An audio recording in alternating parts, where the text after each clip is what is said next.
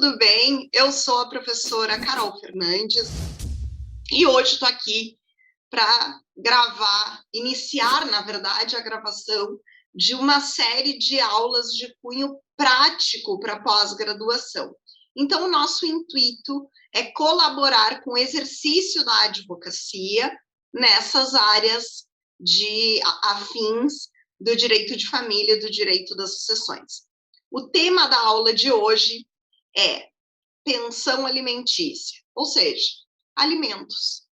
Mas nós vamos focar em 3 momentos dos alimentos que são muito frequentes, né? 3 momentos processuais que são muito frequentes na nossa carreira, né? Na prática da advocacia. Então, nós vamos falar sobre a possibilidade de prisão e como encaminhar uma execução de alimentos com pedido de prisão. Em segundo lugar, como fazer uma revisional de alimentos. E, em terceiro lugar, quais são os requisitos que nós utilizamos para fixar alimentos entre ex-cônjuges. Então, agora, já iniciando, vamos falar sobre a execução de alimentos. Pois bem, toda e qualquer obrigação alimentar que for fixada em um título executivo, e aí lembrando que o título executivo ele pode ser judicial ou extrajudicial, e a gente já volta para isso. Então, toda e qualquer obrigação alimentar que for fixada num título executivo, se ela não for cumprida, ela pode sofrer execução. Então, vejam que o credor pode exercer o seu direito de crédito por meio da execução. Claro que vai depender se eu estou com um título extrajudicial ou um título judicial em mãos. Por quê? Porque se eu estiver com um título extrajudicial em mãos, eu vou para o rito da execução de alimentos. Se eu estou com um título judicial em mãos, eu vou para o cumprimento de sentença que fixa a obrigação alimentar. Carol, e se eu fiz um acordo, ou o meu cliente fez um acordo, e nós homologamos o acordo judicialmente? Então, vocês vão fazer um cumprimento de sentença. Porque mesmo a sentença que homologa um acordo, ela é execuível, tá? Então, os termos do acordo é que vão orientar a execução, mas é a sentença de homologação que é o título executivo de vocês. Pois bem, por que eu disse que nós temos que cuidar se o meu título executivo é judicial ou extrajudicial? Porque nem sempre, ainda que seja muito mais comum, nem sempre uma obrigação alimentar é fixada judicialmente. Vocês sabem que o divórcio extrajudicial é uma realidade. E no divórcio extrajudicial, eu posso fixar a obrigação alimentar. Porque lembrem-se que a obrigação alimentar, ela não precisa ser fixada apenas em favor de menores.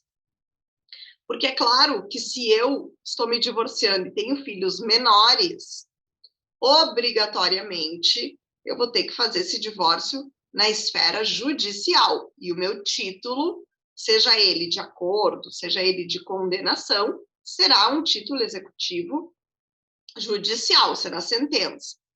Mas pode ser que eu esteja me divorciando e já tenha filhos maiores, mas que estão ainda estudando. Então, filhos que ainda estejam ou terminando o ensino médio ou frequentando a graduação. E, em razão disso, ainda caiba a fixação de obrigação alimentar. Então, eu faço o divórcio na via extrajudicial, mas eu também fixo alimentos nesse divórcio.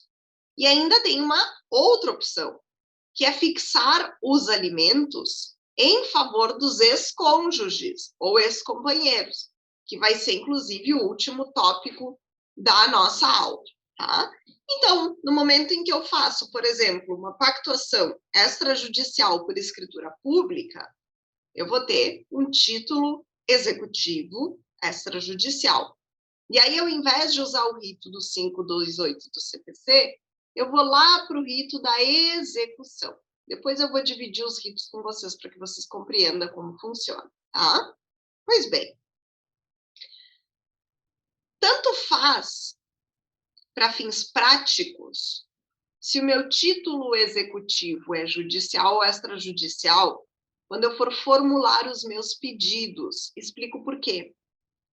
Porque a execução de alimentos de título executivo extrajudicial acaba adotando o mesmo rito do cumprimento de sentença de que fixa obrigação alimentar, tá?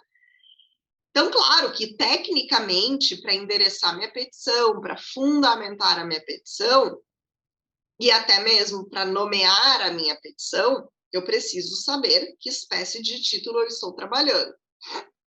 Mas, no fim das contas, o rito será muito semelhante, tá? Qual é o rito? Bom, em primeiro lugar, nós temos que entender quais são, olha só, quais são as parcelas que eu posso cobrar numa execução de alimentos. Então, a primeira coisa que eu vou fazer aqui com vocês, vou abrir o quadro. Então, para ficar mais fácil a visualização, eu vou abrir aqui para vocês o quadro, para a gente conseguir organizar as ideias, tá? Então, em primeiro lugar, o que eu preciso saber? Qual é o tipo de título executivo que eu tenho? Eu vou usar aqui, no nosso exemplo, uma sentença que fixa uma obrigação alimentar de um salário mínimo mensal, tá? Por que isso é importante? Por que é importante saber se eu tenho uma sentença ou se eu tenho um acordo extrajudicial? Para saber qual é a fundamentação da minha ação, né? Que neste caso vai ser um cumprimento de sentença. Outro ponto importante aqui de saber é quando é que transitou em julgado a minha sentença. E aí eu vou colocar aqui, né, que ela... Vou colocar aqui que ela transitou em julgado na data de hoje, tá? Nós vamos usar aqui... Não, aliás, vamos colocar que foi em 20 de janeiro de 2022. Por que é importante saber essas coisas, gente? Por um motivo muito específico.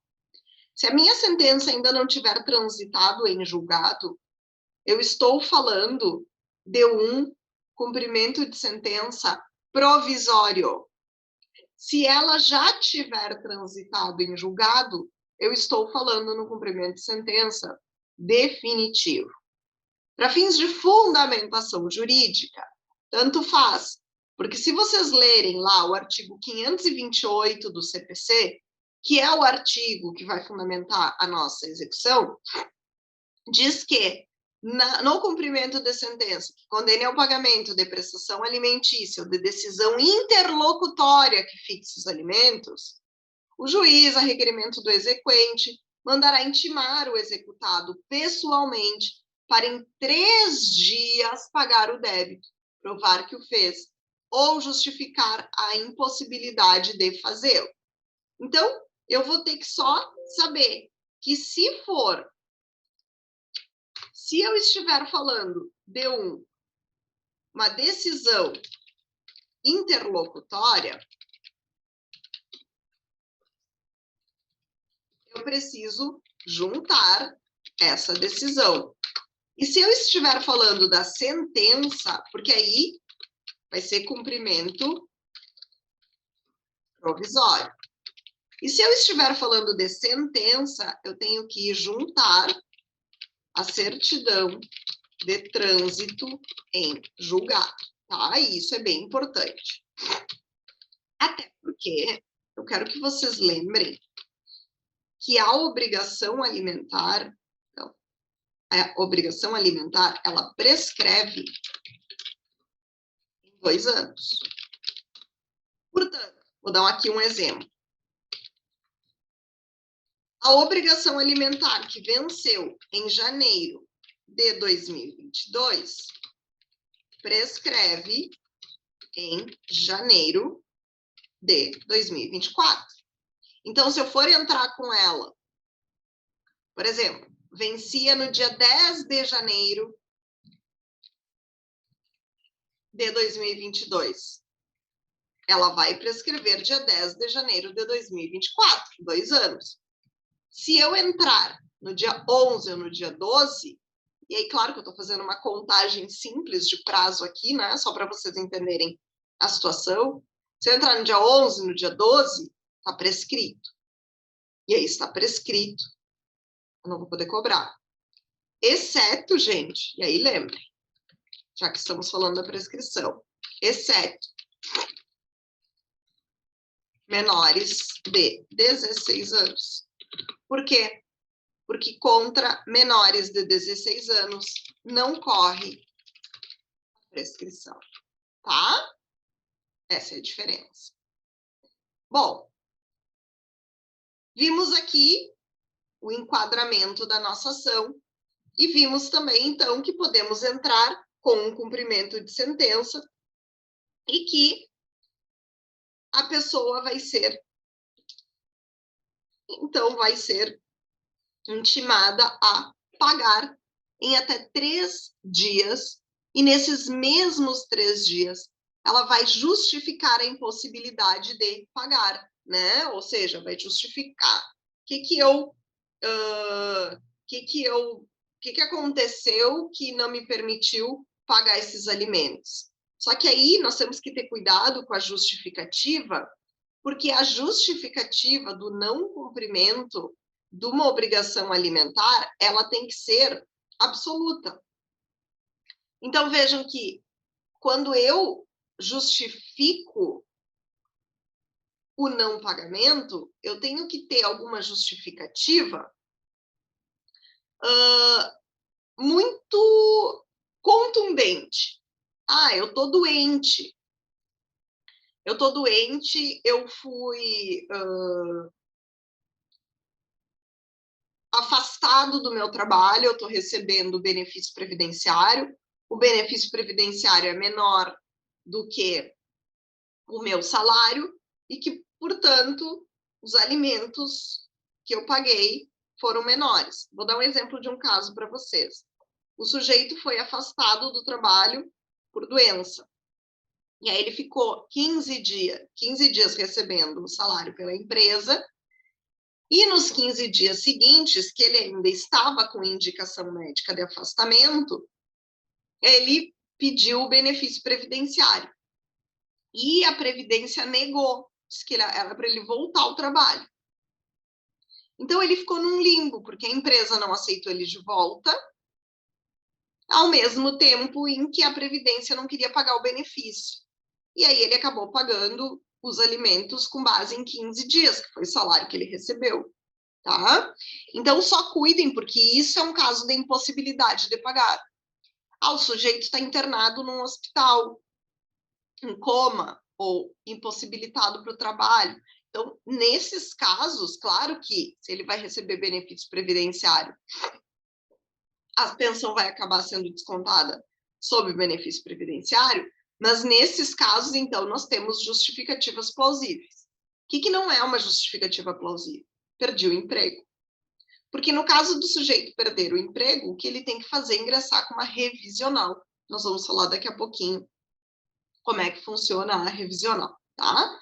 Então, vejam bem, eu ingressei com a ação, né? Então, coloquei lá na minha petição inicial, que é uma petição inicial, né?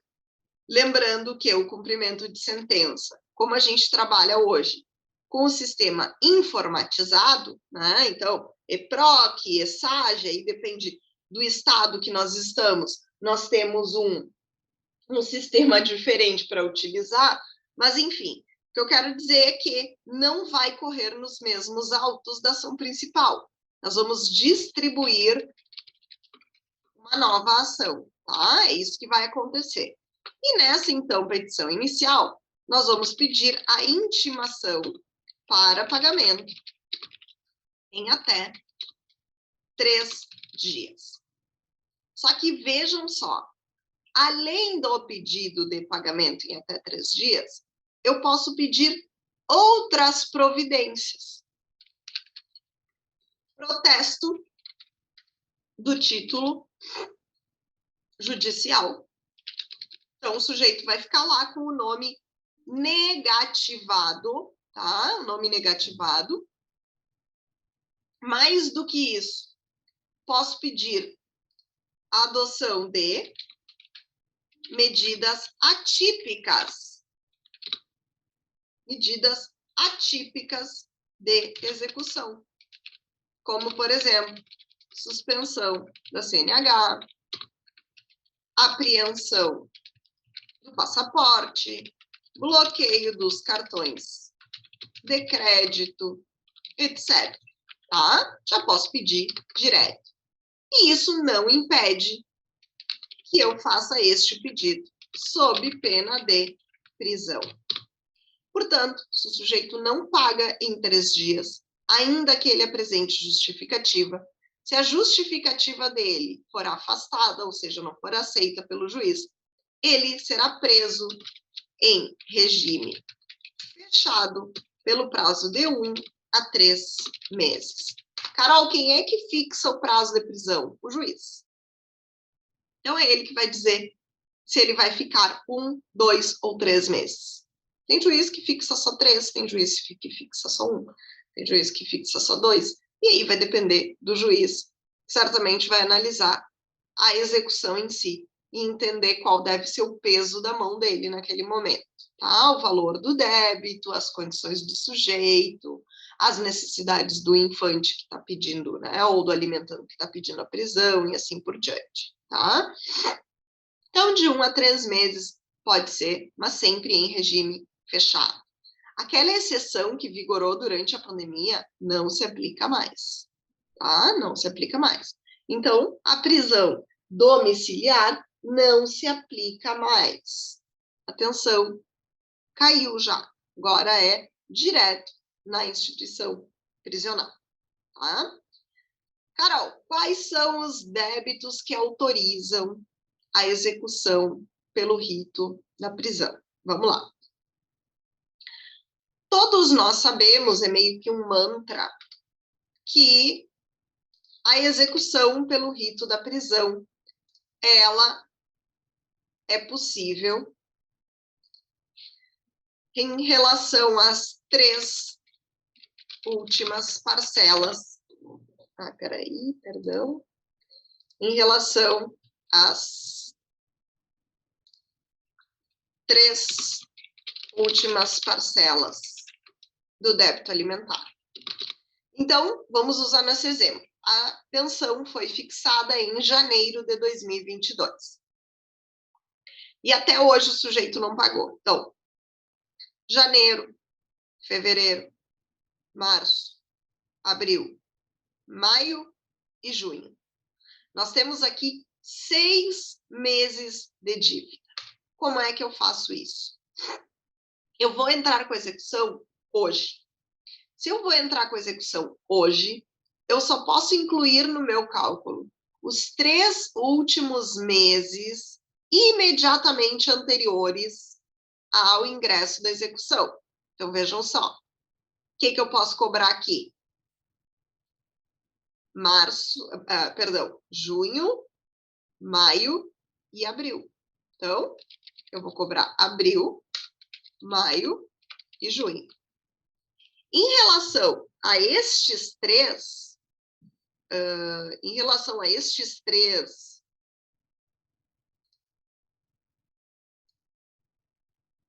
meses, o rito será indiscutivelmente o da prisão. Carol, ficou janeiro, fevereiro, março para trás. Ficaram outros 3 meses para trás. Em relação a esses outros 3 meses que ficaram para trás, janeiro, fevereiro e março, eu não posso cobrar pelo rito da prisão. Não posso. Por quê? Porque eu preciso, no rito da prisão, cobrar apenas os 3 meses imediatamente anteriores ao ingresso. Porque eu tenho que ter o que nós chamamos de atualidade das parcelas. Então, aqui, o único rito que me resta é o da penhora, que é a execução por quantia certa. Só que eu também não posso cobrar isso na mesma ação. Então, eu vou ter 2 ritos, 2 ações distintas tramitando concomitantemente, tá? Pois bem, estas parcelas são as que nós chamamos de atuais. Então, as parcelas atuais são aquelas que deixa eu até colocar aqui para vocês. Ó, as parcelas atuais, essas aqui, são aquelas que eu tenho o vencimento imediatamente anterior ao ingresso da execução. E as parcelas não atuais só podem ser cobradas no rito da penhora. O que é a execução pelo rito da penhora? É a execução de quantia certa, o cumprimento de sentença de quantia certa. O sujeito vai ser intimado para pagar, e se ele não pagar, ele vai poder ter suas contas penhoradas. Então, ele vai ter lá o prazo para pagar, ele vai ter prazo para apresentar embargos, e se os embargos dele foram rejeitados, isso, inclusive, não impede a penhora, né, de contas, a penhora de bens, de outros bens a não ser dinheiro, e se os embargos forem acolhidos, a execução é extinta. Se os embargos não forem acolhidos, o sujeito sofrerá, então, todo tipo de conscrição no seu patrimônio, que, inclusive, também pode ser cumulado com as medidas atípicas de execução, como a suspensão da CNH, apreensão do passaporte, bloqueio de cartões de crédito e assim por diante. Outra ferramenta que a gente usa muito na execução pelo rito da penhora é a penhora de faturamento da empresa, né? Por quê? Bom, porque a penhora de faturamento da empresa. Porque se o sujeito é empresário e declara, por exemplo, um prolabore muito baixo, penhorar os ganhos da empresa, né, os ativos financeiros da empresa, é muito mais vantajoso, tá? Pois bem, então vejam que eu posso iniciar, inclusive, com a execução pelo rito da prisão, e o sujeito pode ser preso e pode não pagar. Porque o que acontece quando eu ingresso com este rito aqui da prisão? O que acontece? Acontece o seguinte: o sujeito é preso, e isso acontece bastante, e ele está devendo abril, maio e junho. Então, nós temos aqui 3.600 e alguma coisa de dívida, né? Considerando que, aqui, lembrando, ó, a nossa obrigação alimentar é de 1.212 por mês, e o cara está devendo esses 3 meses, tá? Então, eu ingresso com a execução pelo rito da prisão, e o sujeito só posso cobrar os 3 últimos meses imediatamente anteriores. Aí o sujeito é preso, o sujeito apresenta a sua justificativa, a justificativa ela não é aceita, e o sujeito acaba preso em razão do inadimplemento. E durante a sua prisão, ele não paga a dívida, ele cumpre a prisão. E ele ainda não paga julho, agosto e setembro, que são os meses que vão vencer enquanto ele estiver preso.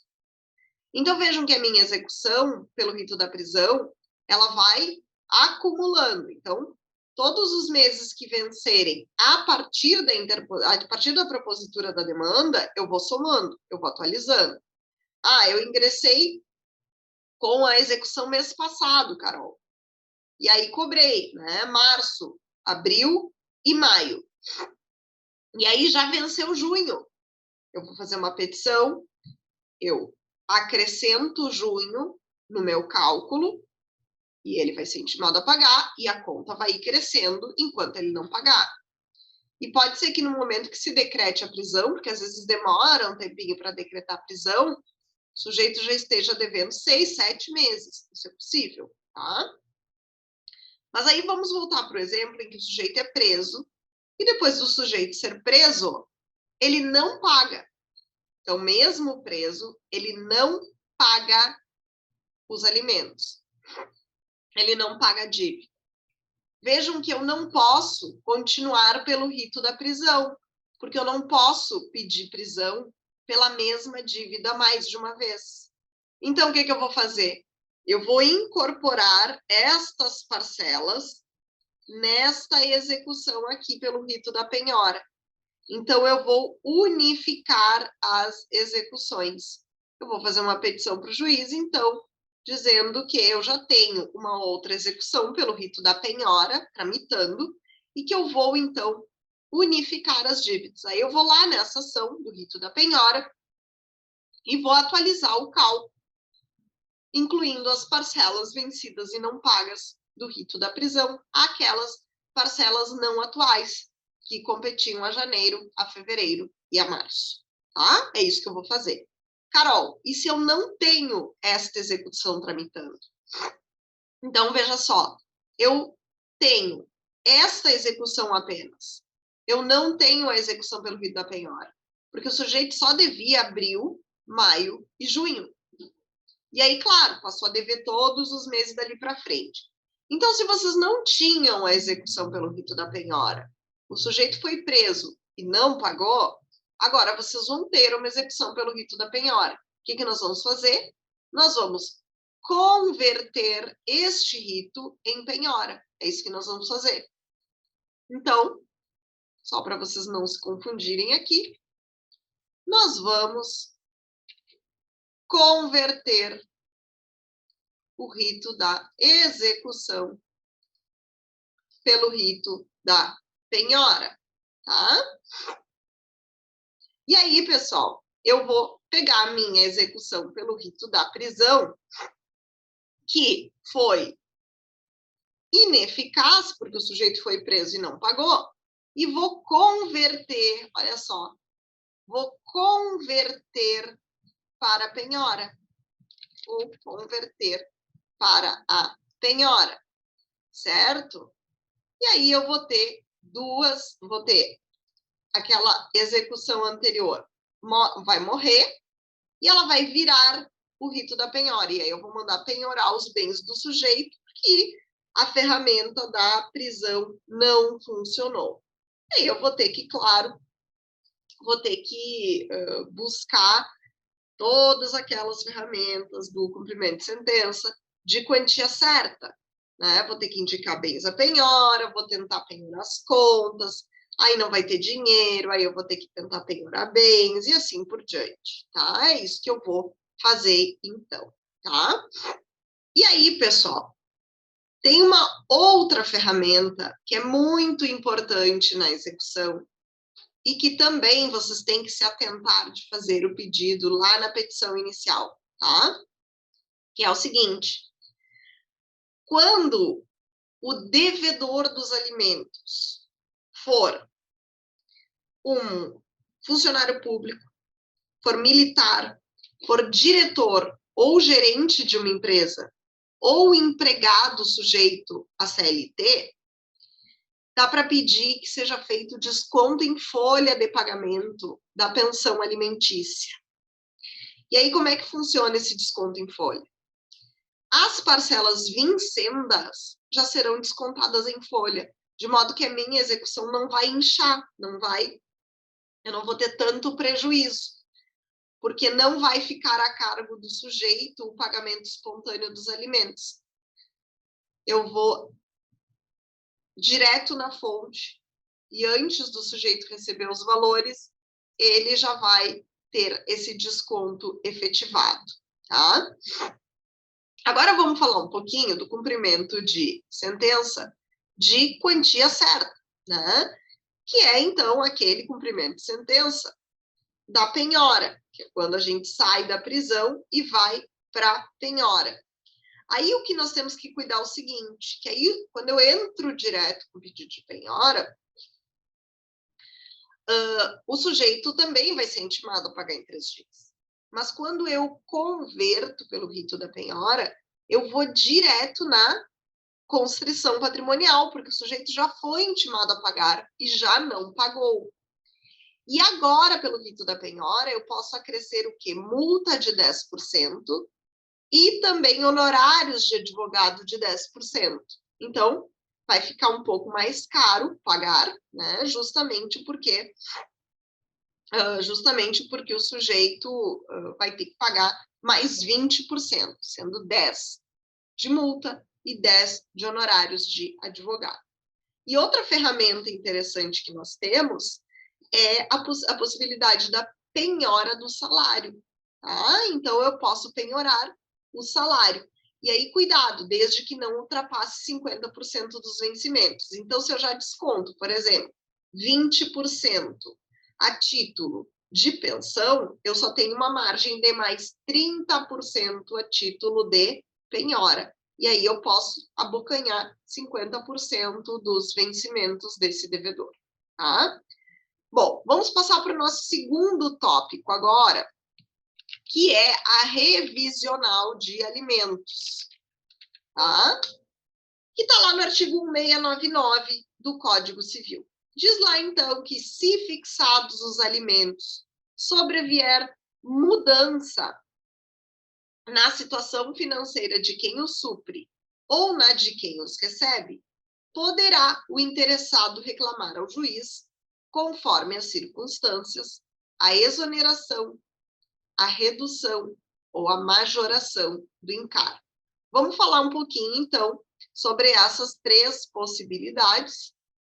E agora vou só aqui apagar o quadro para a gente inaugurar esse tópico novo, tá? Então, quando eu falo em revisional de alimentos, eu posso estar me referindo a 3 momentos. Momento 1, né?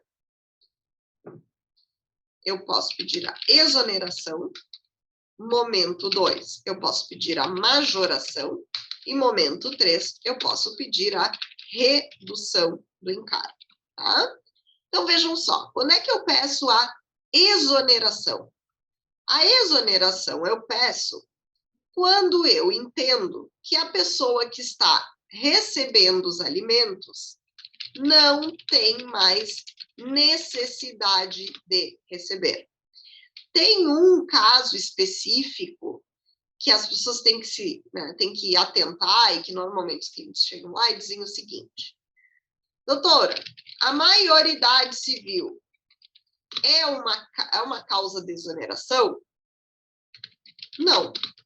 A maioridade civil não é uma causa de exoneração. Porque nós temos, inclusive, súmula, olha só, nós temos súmula do STJ. Deixa eu abrir aqui.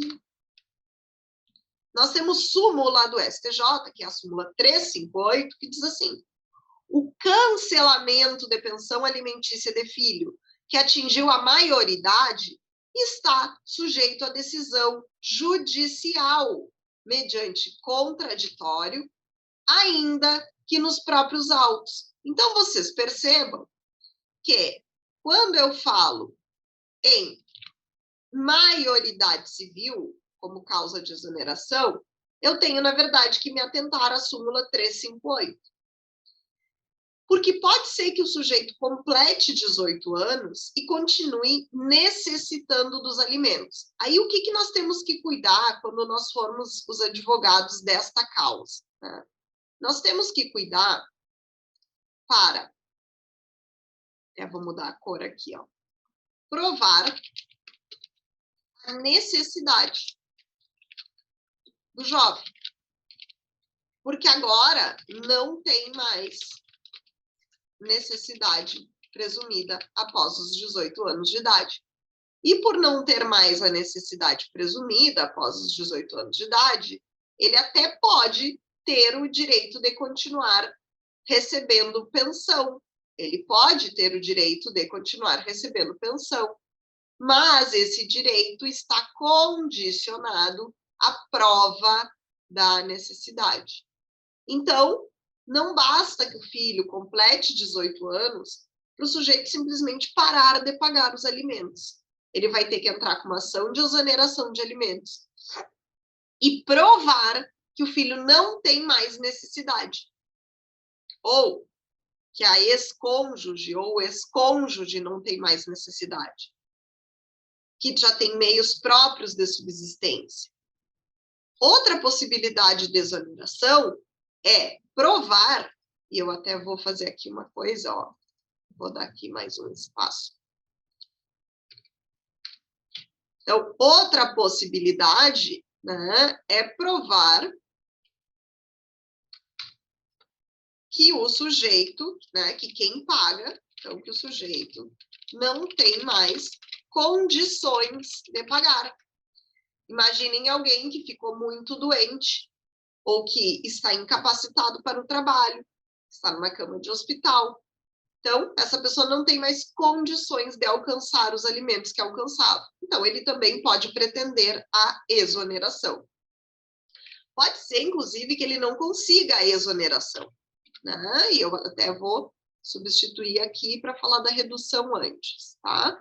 Então, pode ser que ele não consiga se exonerar, mas pode ser que ele, pelo menos, consiga reduzir os alimentos, né?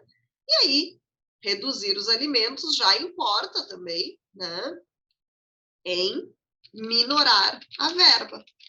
Ou seja, para fazer isso, o que ele vai ter que provar? Né? Alteração na necessidade de quem recebe ou alteração na possibilidade de quem paga. Então, eu ganhava 15 mil reais, porque eu tinha um cargo excelente numa empresa. E agora eu estou ganhando a metade disso. Então, é claro que o valor dos alimentos, sei lá, eu alcançava 2, 3 salários mínimos, é claro que o valor dos alimentos vai ter que ser reduzido. Bom, eu pagava 30% dos meus vencimentos, agora eu tenho mais 2 filhos. Então, eu não posso mais alcançar 30% para apenas um filho, porque eu tenho outro núcleo familiar também para sustentar. Então, essas são modificações. A questão da necessidade. Completou a maioridade civil, terminou, está na metade do curso de graduação, mas conseguiu um emprego e ganha razoavelmente bem. Então, ele já tem condições de colaborar com o seu sustento. Então, os alimentos, ao invés de serem de 2 salários mínimos, pode reduzir para 1 salário mínimo. É outra possibilidade, tá? Então, a redução é para diminuir, mas para isso eu tenho que provar que houve alteração naquilo que chamam de binômio. E que o certo é chamar de trinômio, gente, tá? Por que o certo é chamar de trinômio? Porque nós temos necessidade, olhem os 3 elementos, proporcionalidade barra possibilidade. Por isso a gente chama de trinômio e não de binômio, tá? Então, só uma questãozinha técnica, mas para quem já atua na área de direito de família ou para quem pretende atuar na área de direito de família, vamos aprender a usar os termos de forma correta, tá? Não custa, então, não custa usar os termos de forma correta, só vou baixar aqui um pouquinho. Virginiana desenhando, né? Não pode ficar uma coisa sobreposta à outra. E aí, por fim, gente, nós temos a majoração de alimentos, tá? E até vou enquadrar aqui a majoração, porque aí a gente faz um quadro melhorzinho. O que é, então, a majoração de alimentos? É o aumento da verba alimentar. Normalmente, quem pede o aumento da verba alimentar é quem recebe a verba alimentar. Nada impede que quem paga também peça, né, faça esse pedido, né, Impossível não é, mas normalmente quem pede o aumento é quem recebe a verba alimentar. Mas aqui eu também tenho que provar o quê? Para pedir a majoração da verba alimentar. Provar que houve modificação no trinômio. Ou seja, que a pessoa está ganhando mais, ou seja, possibilidade financeira, então, aumento da possibilidade financeira, mais o aumento da necessidade. Carol, eu não tenho como provar aumento da necessidade, mas o sujeito já contribui com pouco valor. Então, eu não preciso provar aumento da necessidade, apenas o aumento da possibilidade financeira. Então, nem sempre vai ser necessário provar que estou requerendo a majoração, preciso receber mais. Porque se a verba alimentar que eu recebo já for aquém da minha necessidade, porque na época eu não consegui provar que o alimentante tinha mais condições de pagar, então, se ele já paga aquém das minhas necessidades, eu consigo majorar, sem provar que as minhas necessidades aumentaram. Ou seja, eu mantive as minhas necessidades, mas ele já paga pouco, e agora ele tem possibilidade financeira maior. Então, o que eu tenho que mostrar aqui é que a possibilidade financeira aumentou, tá? Isso é importante de você se atentarem. Agora, se os alimentos que eram alcançados já eram ok, né, já correspondiam às minhas necessidades, eu vou ter que provar, além do aumento da possibilidade financeira de quem paga, o aumento da minha necessidade. E aí, com o aumento da minha necessidade, se justifica a majoração dos alimentos, tá?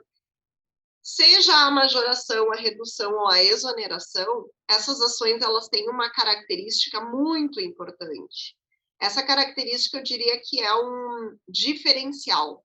E aí, olha só. Então, como a sentença retroage à data da citação, pessoal, de qualquer uma destas três ações, seja da exoneração, da redução ou da majoração, se existe uma execução tramitando em concomitância, uma ação de majoração, de redução ou de exoneração, o meu cálculo vai ser afetado. Então, existe a possibilidade, por exemplo, cliente de vocês entrou com uma ação de exoneração ou de redução de alimentos e tem uma execução tramitando. Existe a possibilidade de fazer um pedido de suspensão dos atos de expropriação ou de suspensão da própria execução, alegando que está em tramitação uma ação de exoneração ou de redução e que, portanto, considerando que a sentença vai retroagir a data da citação da ação, a execução pode acabar sendo extinta ou ainda pode o valor da execução, né, o valor do débito, ser reduzido substancialmente, tá? 1, 2, 3, nós temos uma súmula que orienta, que é a 621 do STJ. Então, a súmula 621 do STJ é que determina que a ação revisional ou de exoneração, ela retroage a data da citação, tá? Então, súmula 621 do STJ. E agora, nós vamos para o nosso último tópico, que são os alimentos entre ex-cônjuges.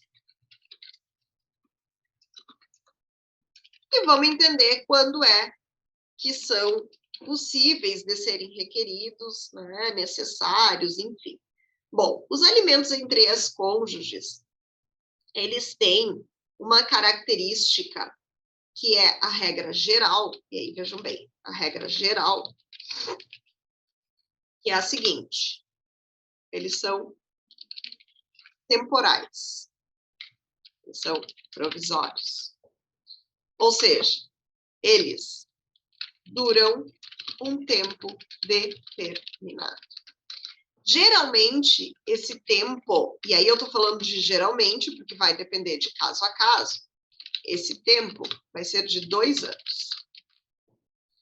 Nesse tempo, o juiz espera que a pessoa que está pedindo os alimentos, ou seja, o ex-cônjuge que está pedindo os alimentos, consiga se reinserir no mercado de trabalho, concluir formação superior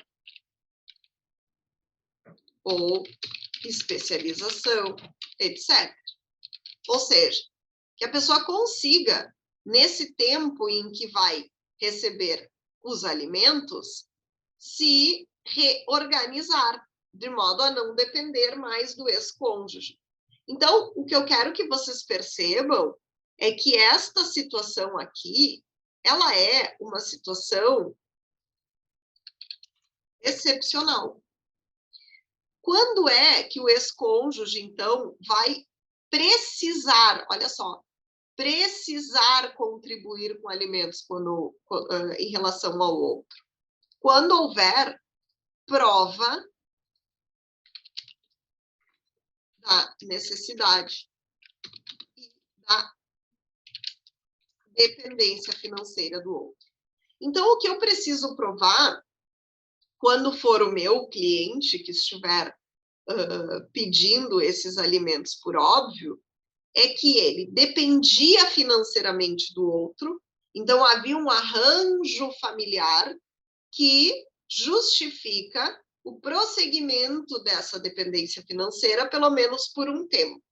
E também tem que provar que o outro tem necessidade de receber, porque haver dependência financeira não significa que o outro não tenha necessariamente a obrigação de alcançar os alimentos. Pode ser que no momento do divórcio ou da separação, feita a partilha, essa necessidade desapareça, tá? Então, nós temos que ficar atentos a todos esses detalhes, a todos esses elementos, tá? Então, eu tenho que provar a necessidade e a dependência financeira.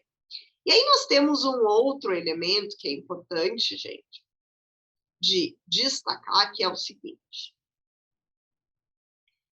E aí, como é importante a gente ver caso a caso a situação. Olhem só. É o seguinte. Pessoas idosas. As pessoas idosas estão há muito tempo fora do mercado de trabalho e não tem como se recolocar. Ou ainda, pessoas doentes, com doenças crônicas, que dependem de tratamento médico.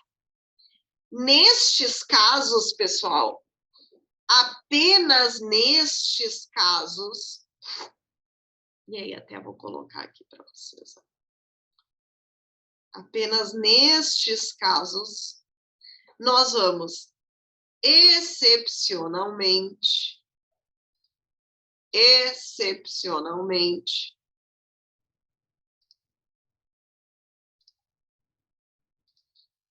fixar alimentos vitalícios. Por quê? Porque agora eu tenho a situação que a pessoa não vai conseguir se manter. Ela não tem perspectiva de se reinserir no mercado de trabalho. Ela não tem perspectiva de concluir um curso de graduação ou de formação. Ou ela é idosa e está fora do mercado de trabalho, nós sabemos que ele é cruel, ou ela é uma pessoa doente, ela depende de tratamento médico. E isso, inclusive, incapacita a pessoa, impede, inclusive, que ela exerça uma atividade laboral. E, nesses casos, não adianta o juiz fixar por 2 anos os alimentos, né? Então, não adianta o juiz dar um tempo de 2 anos para a pessoa se reinserir no mercado de trabalho, concluir formação. Não adianta. Nesses casos, ele vai fixar os alimentos vitalícios. Então, a regra geral é que os alimentos entre as cônjuges sejam temporais. Eu vou ter uma data de início e uma data de fim. E aí o juiz, na própria sentença, e nós temos que cuidar isso quando for o nosso cliente a pagar, ele tem que fixar a data em que os alimentos vão se extinguir. Porque senão depois nós vamos ter que entrar com uma ação de exoneração. Se na própria sentença o juiz diz que os alimentos são devidos até 2024, janeiro de 2024, em janeiro de 2024 é o último mês que eu vou pagar os alimentos e ponto final, né? Senão, eu vou ter que chegar na data em que eu acho que não tem mais necessidade comprovada, que a pessoa já está trabalhando, e vou ter que dizer, bom, a partir de agora eu não pago mais, então vou ter que entrar com uma ação de exoneração, que é um trabalho em dobro, não tem por que fazer, tá? Agora, se a pessoa for idosa, ou se a pessoa for doente, e depender de tratamento médico, que impossibilita que a pessoa trabalhe, etc e tal, aí sim, então, os alimentos podem ser fixados de forma vitalícia, sem data de fim. Fixar de forma vitalícia não impede, entretanto, que havendo uma alteração neste cenário, ainda que a pessoa seja idosa, ela recebeu lá valores que retiraram ela da condição de necessitada, ou ainda que a pessoa seja idosa, ela conseguiu se reinserir no mercado de trabalho, ou virou empresária, também é uma possibilidade, ou o tratamento médico a que a pessoa estava submetido não é mais necessário, e a pessoa tem condições de voltar ao mercado laboral. Então, mesmo que sejam fixados sem data para o fim, ou seja, de forma vitalícia, nada impede que eu ingresse com uma ação de exoneração ou até de redução dos alimentos, tá? Dos alimentos entre as cônjuges. Mas, Carol, no fim das contas, o que justifica, né, legalmente, o que justifica os alimentos entre as cônjuges? A mesma norma que justifica os alimentos entre os parentes, o artigo 1694 do Código Civil. Podem os parentes, os cônjuges ou companheiros pedir uns aos outros os alimentos de que necessitem para viver de modo compatível com a sua condição social, inclusive para atender às necessidades de sua educação, tá? Então, assim, encerramos essa nossa primeira aula sobre alimentos. Falamos, relembrando um pouquinho, sobre a prisão civil, falamos sobre a revisional de alimentos e sobre os alimentos entre os ex-cônjuges. Espero que tenham gostado, que tenham conseguido extrair dicas úteis para a prática da advocacia. Nos encontramos na próxima.